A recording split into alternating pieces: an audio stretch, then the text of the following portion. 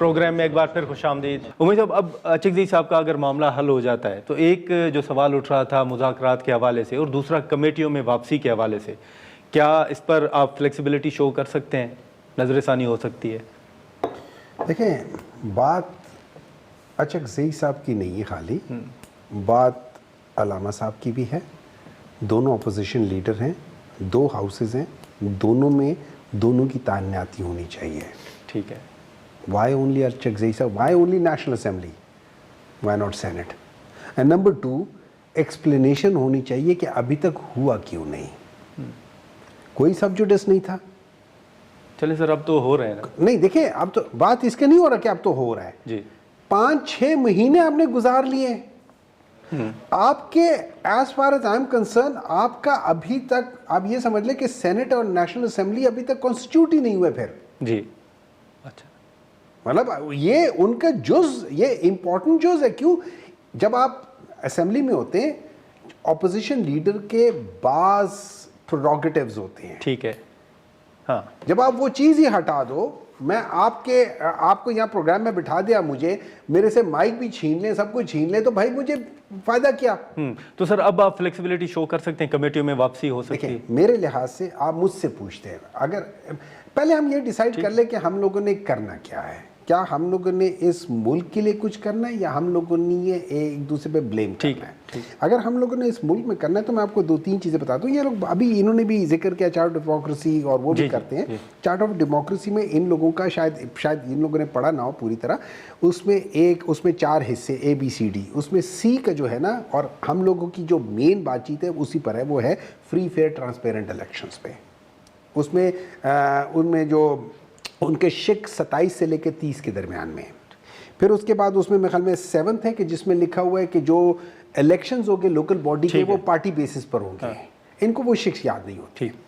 अगर आपने करना है, मैं आप लोगों को एक सजेशन देता हूँ। कॉन्फिडेंस बिल्डिंग मेजर्स के लिहाज से करते हैं। अचकज़ई साहब, आप उनको नॉमिनेट करते नहीं करते, 6 महीने के 6 महीने और लगा ले।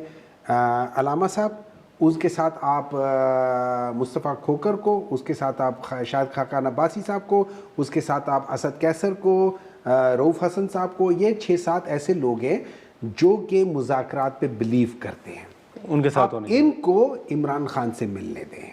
अच्छा, जब ये उनसे मिलेंगे, मैं आपको गारंटी देता हूँ पाकिस्तान के अंदर हालात नॉर्मलाइज होंगे। अदरवाइज ये याद रखिए, पाकिस्तान आज के दिन पाकिस्तान के अंदर कोई इकोनॉमी नहीं आ रही। सर अगर इजाज़त टाइम कम होगा सर, इस पर अगर ये जो तजवीज़ दे रहे हैं उमई साहब, आप समझते हैं कि इस पर काम हो सकता है, मुलाकात हो सकती है इनकी खान साहब के साथ? जी देखिए, मुलाकात का मौका तो इन्हें पहले भी दिया गया था और इन्हें बताया भी गया था।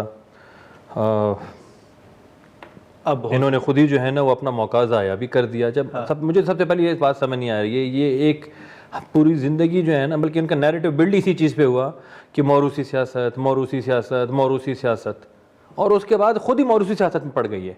मुझे ये बताएं कि अलीमा, उज़मा, ये क्या है? एक मिनट, होल्डन मैं आ रहा हूँ ना। उनका क्या ताल्लुक है? क्या वो, उनका क्या स्ट्रगल है PTI में? क्या वो इलेक्शन में रही हैं? पार्टी में है ही नहीं। तो मैं एग्जैक्टली यही कह रहा हूँ। तो फिर वो आके पैरेट पार्टी का नैरेटिव क्यों फैला रही हैं?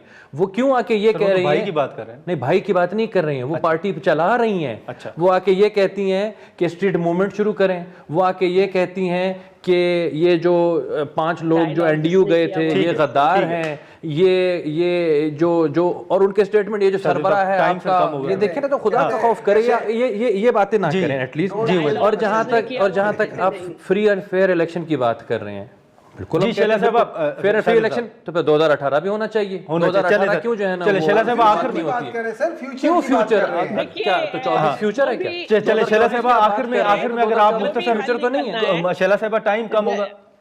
जी, हाँ, मैं ये कह रही हूँ, जो भी हल निकलना है असेंबली से निकलना है। फ्लोर ऑफ द हाउस पहली स्पीच में चेयरमैन ने कहा था कि मुझे भी हर इलेक्शन में इतराज रहा है, जो आज आपको इतराज है वो हमें भी है, आइए बैठ के इलेक्शन कमीशन को सुधारें, आइए ये सब करें। उस वक्त ये किसी और से जो है मुज़ाकरात करना चाहते थे, और अब वो अलीमा खातून कहती है जो मुज़ाकरात करेगा वो हम में से नहीं है। और रही बात राना सनाउल्लाह की, तो ठीक है उमर साहब, सर आप टाइम खत्म हो गया, लेकिन अगर आप कमेंट करना चाहें। देखिए, सबसे पहले मैं इधर बैठा हूँ, खान साहब और उनकी बहन बहनें as a member of the family उनसे जाके मिलती हैं। ठीक है, उन लोगों का पाकिस्तान तरीके इंसाफ के साथ ऑफिशियली कोई ताल्लुक ठीक नहीं है, ना हमारे ऊपर पाबंदी है उनकी बातें मानने के। वो जो चीज़ हमें कहते हैं वो जाके मिलते हैं, आप किसी से जाके मिले, आप कहते हैं उसने ये कहा हुआ है। ठीक। They are not saying anything on their own. ठीक है। वो सिर्फ एक जो जब आप मिलने नहीं देते, नंबर 2 जो उनसे मिलने की बात है, जब आप कहते हैं कि ये आइन में लिखा हुआ है, अगर कोई कैसा मर्जी कन्विक्ट हो, आइन में लिखा हुआ है कि उसकी फैमिली उससे मिल सकती है, उसके लॉयर उससे मिल सकते हैं, बिल्कुल। आप लोगों के लीडर से बिलावल भुट्टो मिलने क्या वहां जाके वो किसी खाने पीने के वो रेसिपी ठीक मांगने है, के चले चले चले। क्या बात उमर करते हैं? साहब आपका, शादिब साहब आपका, शैला साहिबा आपका बहुत शुक्रिया। गुफ्तगू आपने सुनी। अब चकदी साहब के मामले के साथ साथ जो कमेटियों का मामला है उस पर भी देखें कि आने वाले दिनों में क्या पेशरफ सामने आती है। आज के प्रोग्राम में इतना ही, इजाज़त दीजिए, अल्लाह हाफ़िज़।